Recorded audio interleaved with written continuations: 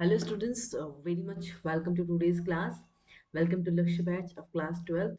Today we are going to discuss the last part of molecular basis of inheritance. So basically this is the last lecture of molecular basis of inheritance. Means we are going to complete this chapter today. Okay अगर आपको content अच्छा लग रहा हो तो like share subscribe जरूर करें हमारे चैनल को। ठीक है, आपको रेगुलर 11th और 12th दोनों का कंटेंट मिलेंगे जो आपको नीट एग्जाम्स में बहुत ही ज़्यादा हेल्प होने वाले हैं। ठीक है, तो बात करते हैं like in previous class we have already discussed about the human genome project in continuation with that chapter. Well we would like to continue human genome project. तो सबसे पहले जैसे कि मैंने कहा बायो इन्फॉर्मेटिक्स, बायोइन्फॉर्मेटिक्स ने बहुत ज़्यादा हेल्प किया ह्यूमन जीनोम प्रोजेक्ट को।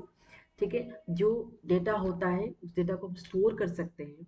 ठीक है, तो इसलिए बायोइन्फॉर्मेटिक्स जो है it's a close association of human genome project with the rapid development. जैसे जैसे डेवलपमेंट हुआ in the era of biology, bioinformatics ने बहुत ज़्यादा हेल्प किया किसे, ह्यूमन जीनोम प्रोजेक्ट को। ठीक है, सिक्वेंसिंग ऑफ मॉडल ऑर्गेनिजम्स यानी कि non human organisms DNA sequences can lead to an understanding of the natural capabilities that can be applied towards solving challenges in that means जो भी model organisms हैं, example model का मतलब होता है जिस ऑर्गेनिजम्स को लेके हम एक्सपेरिमेंट कर सकते हैं। ठीक है, अब हम सपोज एक ह्यूमन पे आप एक्सपेरिमेंट नहीं कर सकते हैं, इट्स इलीगल, इथिकल इश्यू आ जाएगी इसमें, है ना। तो सबसे पहले इंसान क्या करता है, जब आप कोई एग्जांपल अगर आप कोई मेडिसिन मार्केट में आ रही है तो उसके लिए हमें उस मेडिसिन को पहले उस ऑर्गेनिजम्स पे ट्राई करना है। जैसे कि आप रेड ले लें, सिल्वर फिश ले लें, ऐसे बहुत सारे मॉडल ऑर्गेनिजम्स हैं जिस पे हमें ट्राई करना है, लैब में एक्सपेरिमेंट्स करनी है। जब ये सक्सेस होगा, 100% सक्सेस होगा, then we will go for the human trials. Human, क्योंकि एक ह्यूमन की जान की बहुत ज़्यादा कीमत है। एनिमल्स की, कि एनिमल्स को रेगुलरली जो है बहुत सारे जो है वो बहुत जल्दी ही रिप्रोड्यूस होते हैं, इस वजह से उनके लिए कोई प्रॉब्लम नहीं है। तो हम एक मॉडल ऑर्गेनिजम्स को लेते हैं और फिर अप्लाई करते हैं। जैसे कि हेल्थ केयर हो गया, health care that means medicine बनाना हो गया, एग्रीकल्चर हो गया, एनर्जी प्रोडक्शन के लिए हो, एनवायरमेंटल रिमेडिएशन। तो ये सारी चीज़ों के लिए हम एक मॉडल ऑर्गेनिजम्स को चूज करते हैं। वो रैट हो सकते हैं या फिर सिल्वर फिश हो सकते हैं, है ना। तो ऐसे बहुत सारे सी एलिगेंस हो सकते हैं, है ना। तो ये सारे ऑर्गेनिजम्स पे हम एक्सपेरिमेंट कर सकते हैं। We need to take a permission, हम एक कम्युनिटी से परमिशन लेनी होती है and then we can go and do our research work. ठीक है, कुछ भी नई मेडिसिन हो गया, एनी टाइप ऑफ ड्रग्स जो मार्केट में अवेलेबल हो रहे हैं, वो सारे इस प्रोसेस से ही जा रहे हैं। ये सारे ह्यूमन जीनोम प्रोजेक्ट के अंडर ही आता है।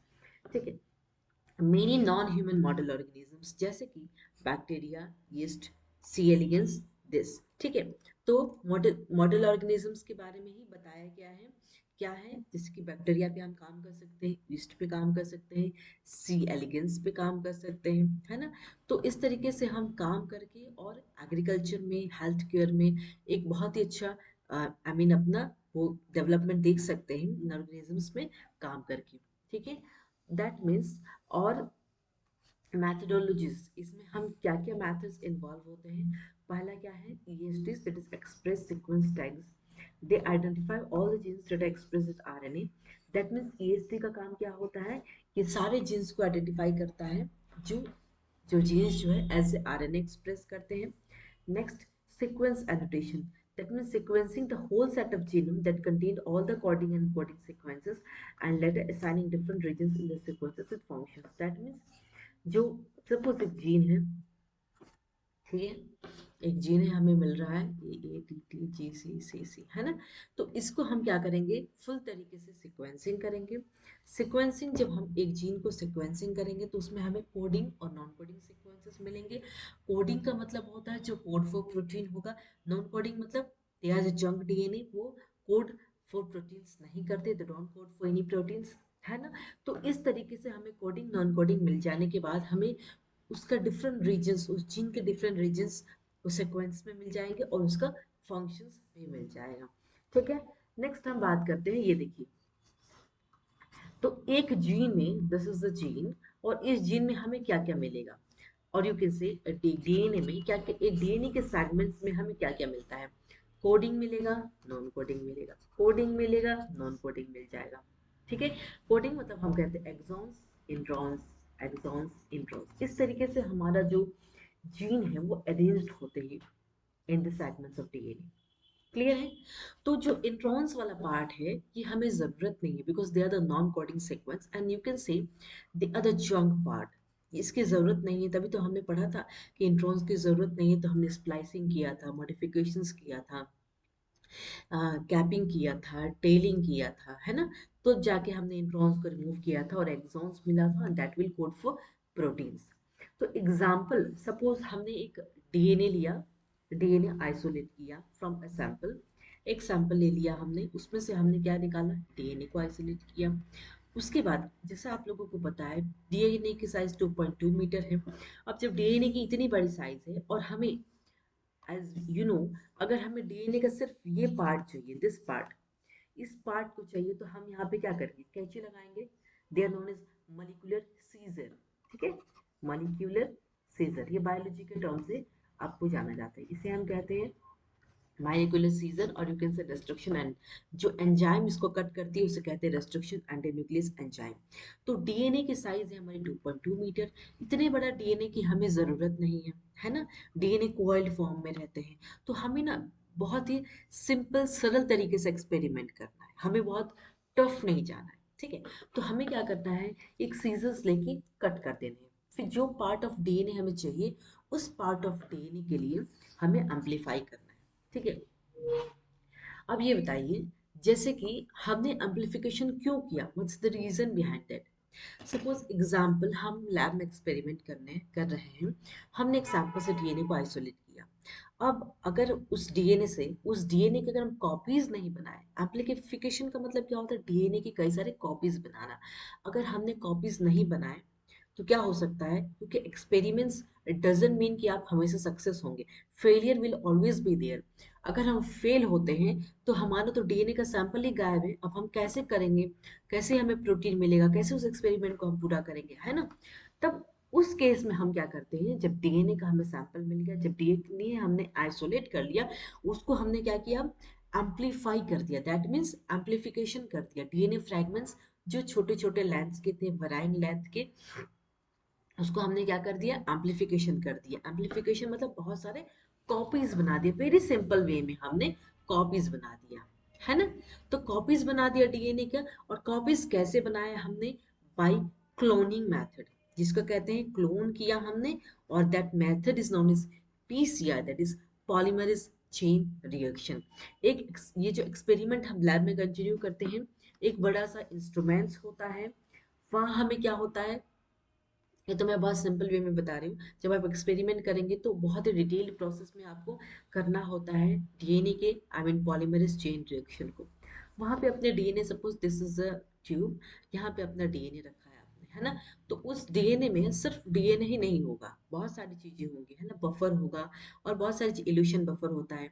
तो ये जब एक्सपेरिमेंट करेंगे तो आपके आपके पास किट रहता है, उस किट के अनुसार करना होता है। बेसिक में मैं दिखा रही हूँ आपको, ये एक मशीन है, इस मशीन के अंदर आपको अपना सैंपल डीएनए का रख देना है, और आपको 30 साइकिल्स करने होते हैं, और विद दैट 30 साइकिल्स जो है मशीन आपको कंप्लीट जो है, जो एम्पलीफाइड करके देगा आपको डीएनए, जो कि आप सैंपल को रख सकते हैं फॉर योर फ्यूचर रेफरेंस। अगर आपका रिजल्ट सही नहीं आया from that experiment, you can use that amplified portion of the DNA. ठीक है, उसके बाद जब हमने एम्पलीफिकेशन कर दिया, एम्पलीफाइड कर दिया, तो हमारा डीएनए सैंपल में इस तरीके से रहा, है ना। जब उस डीएनए को हमें जेल इलेक्ट्रोफोरेसिस, जो डीएनए हमें मिल गया, एम्पलीफाई कर लिया हमने, तो इस तरीके से जेल होता है ना। इस जेल में हमें कौन सा जेल होता है पता है, एगरोस जेल, और यहाँ एक बैटरी लगी हुई होती है। Let me take a page and explain you. तो ये देखिए, ये क्या है, इसमें एगरोस जेल है। ठीक है, इस एगरोस जेल होता है, और यहाँ पे बहुत सारे छोटे छोटे होल होल होते हैं। ठीक है, यहाँ पे आपको अपना डीएनए लोड करना है। ठीक है, डीएनए जैसा आपको पता है, बड़ा छोटा छोटा बड़ा, इस तरीके से डीएनए के साइजेस होते हैं, that means varying length, length अलग अलग वेरीज होते हैं, छोटा बड़ा छोटा बड़ा। ठीक है, और यहाँ पे क्या होता है, एक बैटरी कनेक्ट होती है ना। ये बैटरी जो है कनेक्ट होती है, डीएनए क्या है, नेगेटिव चार्ज है, और ये क्या है, पॉजिटिव चार्ज है, कैथोड, ठीक है ना। तो डीएनए क्या होगा, अट्रैक्ट होगा, अट्रैक्ट होने के बाद अब जब हम ये बैटरी से कनेक्ट कर देंगे, उसके बाद सबसे ध्यान से सुनिएगा, जो छोटा वाला, जैसे कि छोटा जो है वो तेजी से भाग के आएगा, जो बड़ा है वो धीरे धीरे आएगा। जो जो छोटे छोटे फ्रेगमेंट्स है ना, वो सबसे पहले चले आएंगे, जो बड़े हैं वो पीछे आएंगे, छोटे वाले पहले आ जाएंगे। इस तरीके से जो हमने जो जेल लोड किया था, हमने जो डीएनए का सैंपल लिया था एगरोस जेल इलेक्ट्रोफोरेसिस से, हमने डीएनए फ्रेगमेंट्स को सेपरेट। अब क्या हो गया, अब जो जेल है वो पता है ट्रांसपेरेंट कलर का होता है, जो एग्रेस जेल है वो ट्रांसपेरेंट होता है। अब हमें पता नहीं चल रहा है कि जो हमारे जो डीएनए के जो सेगमेंट्स हैं, हमने जेल रन कर लिया, हमें जो छोटे बड़े फ्रेगमेंट्स हैं उसे हमें देखना है एग्जैक्टली हमारे सेगमेंट्स कैसे दिख रहे हैं, हमारे डीएनए सैंपल कैसे एम्पलीफाई हुए हैं ना। तो हमें क्या करना होता है, इसके बाद इसको हमने एक नाइट्रोसेल्युलोज पेपर होता है ना, नाइट्रोसेल्युलोज पेपर, ठीक है, एक पेपर होता है जिसपे आपको इस जेल को लेके इससे चिपका देना है। तो जितने भी फ्रेगमेंट्स थे आपको छोटे बड़े, सब इस पे चिपक जाते हैं, और इस प्रोसेस को कहते हैं साउदर्न ब्लॉटिंग, साउदर्न ब्लॉटिंग, ठीक है। अब इस साउदर्न ब्लॉटिंग से क्या हुआ, ये जो फ्रेगमेंट्स थे हमें मिल गए। अब इसको हम क्या करेंगे, हाइब्रिडाइज्ड करेंगे विद क्या है, रेडियोएक्टिव प्रोब।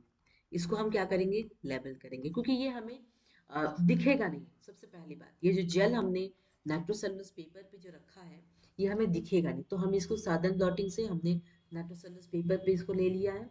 उसके बाद हम हाइब्रिडाइज्ड करेंगे विद द रेडियोएक्टिव प्रोब, और प्रोब जो है रेडियो एक्टिव है, हमें इसको क्या करेंगे, एक मशीन लेंगे यहाँ, और बिल्कुल ही लाइट्स ऑफ रहेगी, लाइट्स ऑफ रहेगी तो आपके डीएनए के जो बैंड्स, जो ये बैंड थे ना, ये सारे आपको दिख जाएंगे। तो यहाँ पे आप अपना बैंड रखेंगे, और यहाँ पे आप एक्सरे, जो हमने रेडिएटिव प्रोब डाला था, तो एक्सरे लगा देंगे, and then will get to see our DNA bands. तो बेसिकली ये जो वेरी शॉर्ट में मैंने ये बताया, ये एक्चुअली ये लैब में की जाती है। थ्योरी पार्ट के पर्पज से भी आपको थोड़ी बहुत जानने की ज़रूरत है। चलिए, अब हम बात करते हैं कि जैसा कि मैंने कहा सेपरेटेड बाय जेल इलेक्ट्रोफोरेसिस, उसके बाद वो क्लोनिंग फैक्टर्स। क्लोनिंग, जब हमने क्लोनिंग किया, क्लोनिंग के लिए हमें बैग चाहिए, that is bacterial artificial chromosome या यीस्ट आर्टिफिशियल क्रोमोसोम। होस्ट कौन बनेगा, होस्ट रहेगा बैक्टीरिया और ईस्ट। तो ये देखिए, ये एक पेट्री प्लेट है, यहाँ पे आपका होस्ट है, जैसे कि ये बैक्टीरियल सेल हमने ग्रो किया है उसको, किसमें, अगार। अगार क्या है, हम बैक्टीरिया को कुछ खाने के लिए देंगे ना, जब खाएगा ही नहीं इंसान, आई मीन बैक्टीरिया, सॉरी, इंसान नहीं, बैक्टीरिया अगर अगार खाएंगे तो ग्रो कैसे होगा। अब हम ही हैं, छोटे से बच्चे खाएंगे नहीं तो ग्रो कैसे होंगे। ठीक एग्जाम्पल आप बैक्टीरिया में भी देखिए, ये होस्ट सेल है, जो कि अगर बैक्टीरिया, सब एग्जाम्पल हमने बैक्टीरिया है, अगार पे इसको ग्रो किया। उसके बाद हमने कुछ वेक्टर यूज किया, जब वेक्टर हमने यूज किया बीएससी बैक्टीरिया आर्टिफिस क्रोमोसोम, तब हमें क्या दिखा, एम्पलीफाइड फ्रेगमेंट्स, जो फ्रेगमेंट्स हैं बैक्टीरियल सेल के, जो डीएनए है उसके, वो डीएनए क्या हो गया, एम्पलीफाइड हो गए हैं। दैट मीन्स जो एम्पलीफाइड फ्रेगमेंट्स थे, जो एम्पलीफाइड फ्रेगमेंट्स हमें मिले, वो क्या करेंगे, हम उसे सीक्वेंस करेंगे बाय फ्रेडरिक सैंगर मेथड। ये एक मेथड है जिसके थ्रू हम डीएनए फ्रैगमेंट्स, जो एम्पलीफाइड फ्रैगमेंट्स, जो बहुत सारे copies of fragments of DNA मिलके, उसे हम सीक्वेंस करेंगे। क्लियर है, चलिए आगे बढ़ते हैं। ये एक एनसीईआरटी का डायग्राम है, जिसे दिखाया गया है कि ये क्या है, एक बहुत ही सुंदर लड़की दिख रही है आप लोगों को, कि उसका, अगर हमने डीएनए लिया है उसके सेल से, दिस इज अ सेल, ये उसका क्रोमोसोम है, ठीक है। क्रोमोसोम में ही हमारा डीएनए होता है, ये डीएनए है डबल हेलिकल स्ट्रक्चर, और फिर इस डीएनए से हमने ये सारे जो एक्सपेरिमेंट्स किया, हमने सब किससे किया, डीएनए से किया। तो डीएनए के बाद हमें इस तरीके से सीक्वेंसिंग मिल रही है, इस तरीके से हम सीक्वेंस कर रहे हैं। हमें कंप्लीट ह्यूमन जीनोम, हमारा जो जीनोम है उसकी कंप्लीट सीक्वेंस दी गई है, और ये सब कौन हेल्प कर रहा है आपको, बायो इन्फॉर्मेटिक्स बहुत हेल्प कर रहा है हमें सीक्वेंसिंग करने में। ठीक है, क्लियर है, चलिए आगे बढ़ते हैं। दैट मीन्स हम थोड़ा सा ह्यूमन जीनोम के सेलिएंट फीचर्स को पढ़ लेते हैं।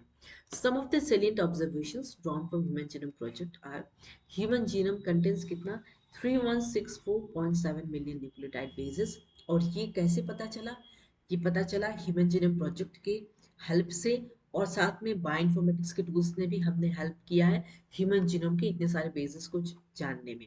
The average gene consist of कितना 3000 बेसिस, लेकिन साइज वेरी होती है greatly with the largest known human gene. That means human gene का सबसे लार्जेस्ट कौन है, डिस्ट्रोफिन, 2.4 मिलियन बेसिस है इनमें।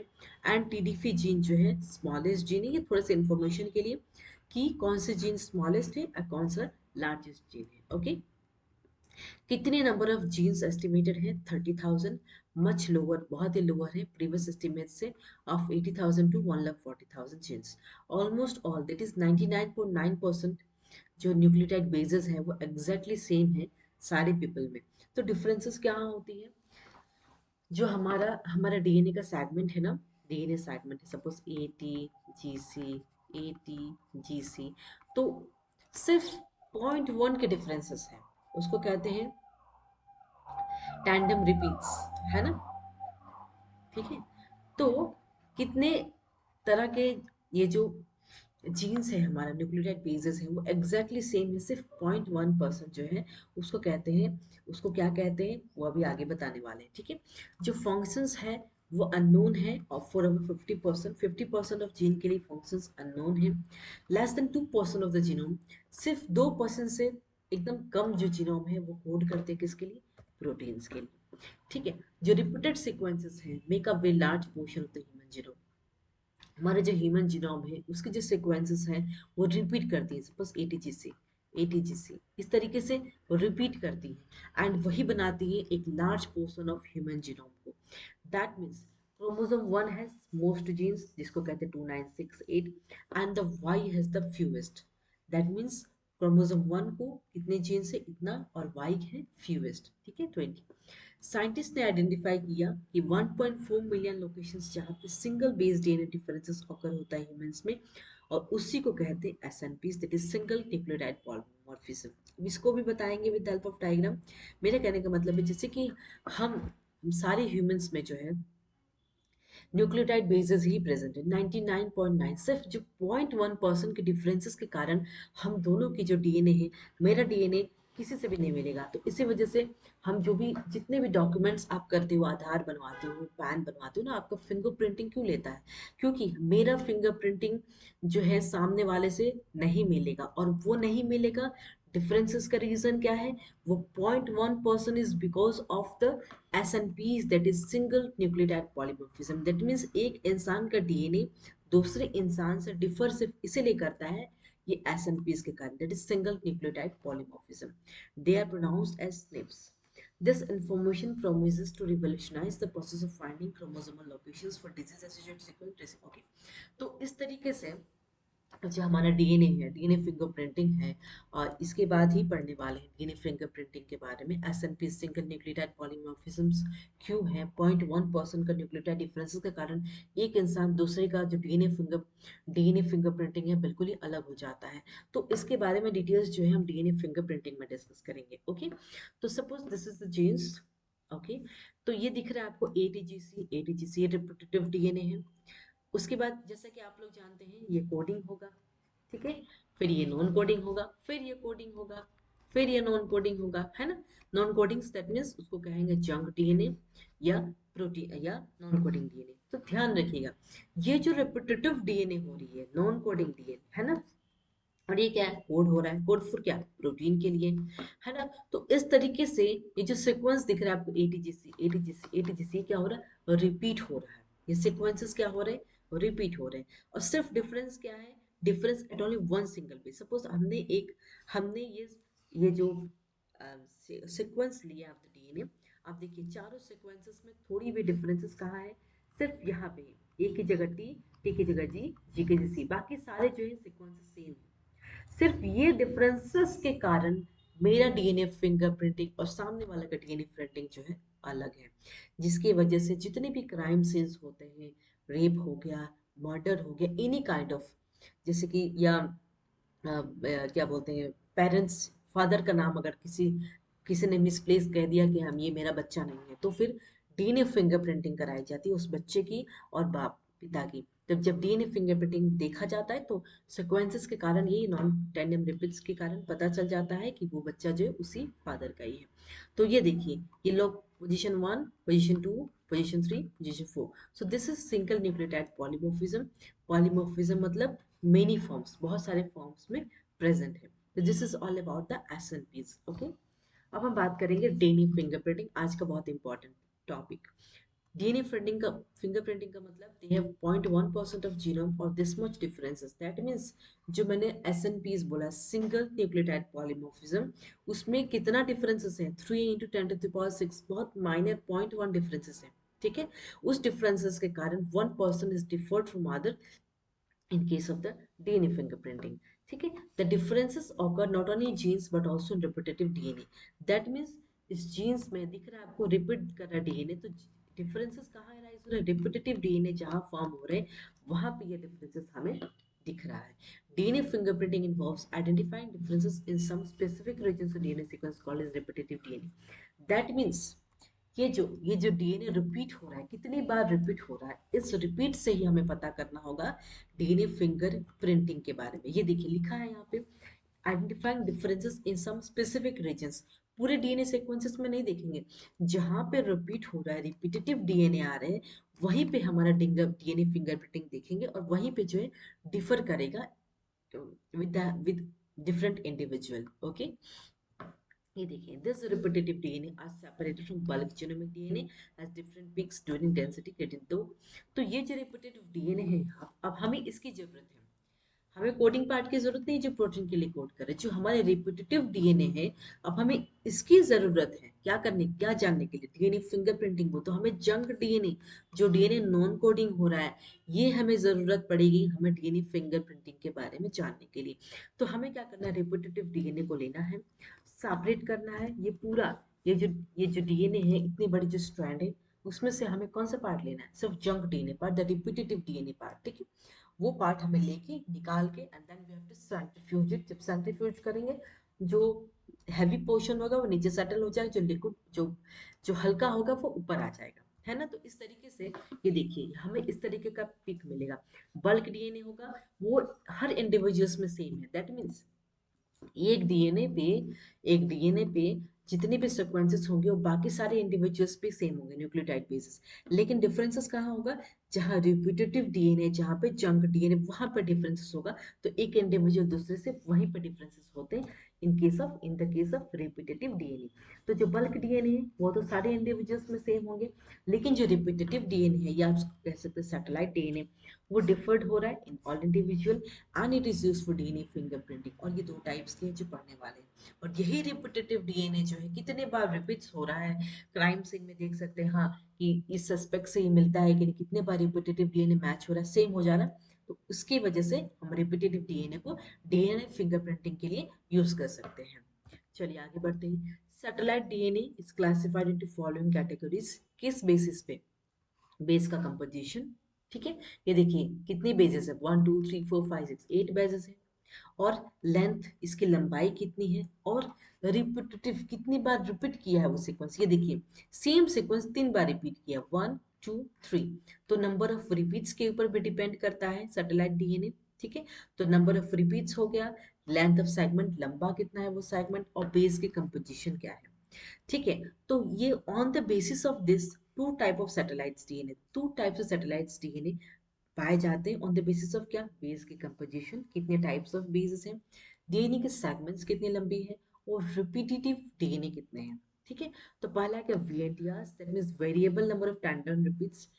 वेरिएबल नंबर, कितने कितने वेरिएबल में रिपीट्स हो रहा है, जिसको कहते हैं minisatellites. That means small DNA sequence is arrange tandemly in many copy numbers. That means small, छोटा डीएनए का जो सीक्वेंस है वो अरेंज हो रहा है tandemly in many copy numbers. Copy number क्या होता है, varies from chromosome to chromosome in an individual. That means जो कॉपी नंबर है वो हर क्रोमोसोम में, हर इंडिविजुअल में वेरी करता है। Very high degree of polymorphism, that means inheritable है। इसका मतलब जो हमारे वो फादर से, वहीं से हमें ये variable number of tandem repeats, क्योंकि इनहेरिटेबल है। ठीक है, size of VNTR varies from 0 1 to 20 केबी। और सेकंड क्या है, एसएसआर है, that is single sequence repeat, या कह सकते हैं एसटीआर। शॉर्ट टैंडेम रिपीट्स और micro satellites with 1 to 6 base pair. ठीक है, तो VNTR SSRs ध्यान रखेंगे। कुछ हम इंपॉर्टेंट नोट पॉइंट बता रहे हैं। These sequences normally do not code for proteins, VNTRs के बारे में, SSRs के बारे में। They form a large portion of human genome, ठीक है, show high degree of polymorphism and form the basis of DNA fingerprinting. Polymorphism is the variation at genetic level. DNA from every tissue, हर अगर हम DNA fingerprinting के लिए जा रहे हैं तो डीएनए हम किसी भी टिश्यू से ले सकते हैं, चाहे वो ब्लड हो, चाहे वो हेयर फॉलिकल हो। हेयर फॉलिकल से भी पता कर सकते हैं डीएनए फिंगरप्रिंटिंग से उस बच्चे का बाप कौन है ना। तो स्किन हो गया हमारा, बोन्स हो गया, सलाइवा हो गया, स्पर्म हो गया, ये सब से हम जो है डीएनए फिंगरप्रिंटिंग की जांच की जा सकती है। From an individual show the same degree of polymorphism, they become very useful and identification tool in forensic। तो जितने भी ये फोरेंसिक साइंटिस्ट होते हैं, सपोज क्राइम सीन पे सबसे पहले पुलिस के बाद फोरेंसिक साइंटिस्ट को बुलाई जाती है, तो उनको इतना सभी सैंपल मिल गया ना, तो वो जो क्राइम जिसने किया है सस्पेक्ट तक पहुंच जाएंगे और कंफर्म भी हो जाएंगे इसने किया है। क्योंकि डीएनए ना कहीं से भी आइसोलेट हो जाएगा, हल्का एक हेयर भी गिरा होगा ना उस क्राइम सीन पे, उससे भी निकाल के वो डीएनए की आई मीन सैंपल से डीएनए को आइसोलेट करेंगे, इस तरीके से कट करेंगे रिस्ट्रिक्शन एंटी न्यूक्लियस से। फिर उसको क्या करेंगे, जेल इलेक्ट्रोफोरेसिस करेंगे, फिर नाइट्रोसेलुलोज पेपर पे जेल को बिठाएंगे साधन ब्लॉटिंग से। उसके बाद आगे की प्रोसेस करेंगे। फिर फिर उन्हें जो है प्रॉपर मिल जाएगा कि हमें डीएनए के सेगमेंट्स मिल गए तो हमें सस्पेक्ट मिल जाएगा। तो इस तरीके से वो जो जिसने क्राइम किया है वो पकड़ा जाता है। तो ये फोरेंसिक साइंटिस्ट जो है वो लैब में यही सारी चीजें करते हैं। ठीक है, सपोज ये देखिए ये एक डायग्राम है फ्रॉम योर एनसीईआरटी बुक। तो सपोज यहाँ से ये एक सैंपल है जहाँ से हमने डीएनए को एक्सट्रैक्ट किया।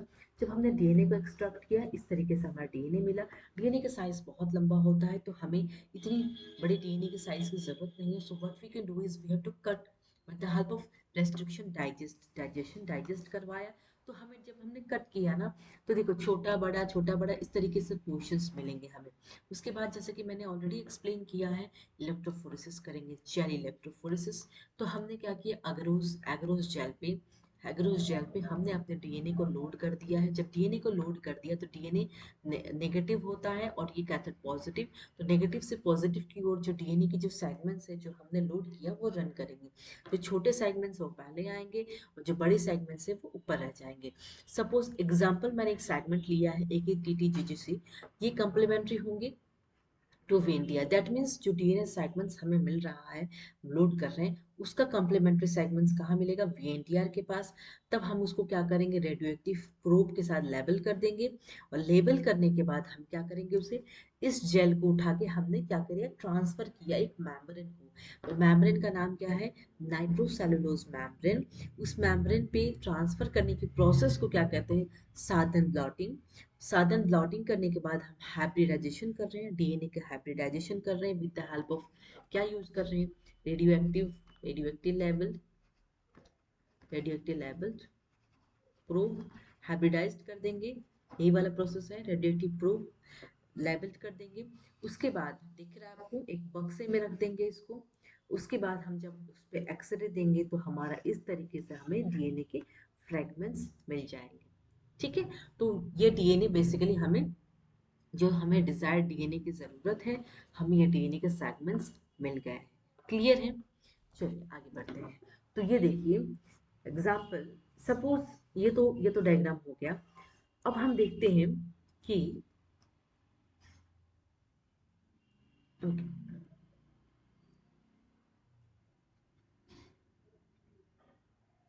हाँ, तो ये देखिए suppose this is the crime scene. हाँ, ये एक क्राइम सीन है, सपोज एक मर्डर हुआ है ना। मर्डर हुआ है तो अभी देखना पड़ेगा कि अगर सपोज फॉरेंसिक साइंटिस्ट को मे बी एक हेयर फॉलिकल मिल गया है ना। अब उस हेयर फॉलिकल से वो क्या करेंगे, डीएनए को क्या करेंगे, डीएनए को पहले आइसोलेट करेंगे, डीएनए को निकालेंगे, है ना। डीएनए को निकालने के बाद क्या करेंगे, प्रोसेस पूरे अच्छे से बताया है मैंने, फिर से बता देती हूँ। उसके बाद रेस्ट्रिक्शन एंडोन्यूक्लियस से उसको कट करेंगे, रेस्ट्रिक्शन एंडोन्यूक्लियस है ना। कट करने के बाद क्या करेंगे, जेल पे बिठाएंगे। ठीक है, जेल इलेक्ट्रोफोरेसिस करेंगे, जेल इलेक्ट्रोफोरेसिस। उसके बाद क्या करेंगे, वो नाइट्रोसेलुलोज मेम्ब्रेन पे रखेंगे, साधन ब्लॉटिंग करेंगे, है ना। उसके बाद फिर रेडियो एक्टिव प्रॉब लेबल करेंगे एंड देन उन्हें अपना डीएनए सेगमेंट्स मिल जाएगा। तो ये जो फाइनल रिजल्ट है, ये सस्पेक्ट वन सपोज रोहन है ये, है ना, और ये अंकित है, और ये धीरज है। ठीक है, ये तीन सस्पेक्ट मिला है पुलिस को। ठीक है, और हेयर फॉलिकल से उन्होंने डीएनए को एक्सट्रैक्ट किया है। ठीक है, उनको क्राइम सीन से हेयर फॉलिकल ही मिला था।